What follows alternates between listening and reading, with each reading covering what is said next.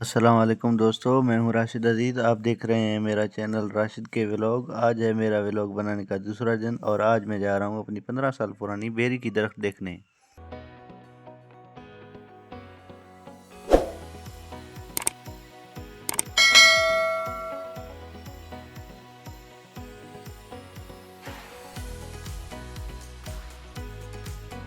Finally دوستو ہم پہنچ گئے ہیں اپنی زمین پہ۔ سب سے پہلے ہم اپنے گندم کی فصل کا چکر لگائیں گے اور آپ کو بھی اپنی گندم کی فصل دکھائیں گے۔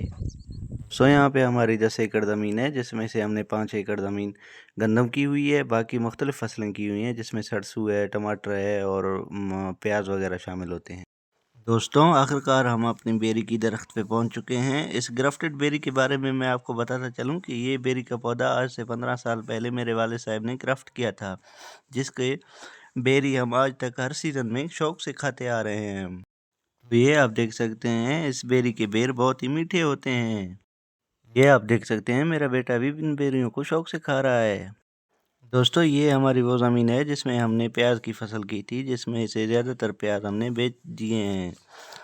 دوستو آپ کو بتاتا چلوں کہ پیاز کی ایک 50 کلو والی بوری 1800 سے 1600 تک ہم نے منڈی میں بیچی ہے۔ دوستو آپ کو ویڈیو پسند آئی ہے تو چینل کو سبسکرائب اور ویڈیو کو لائک اور شیئر ضرور کرنا۔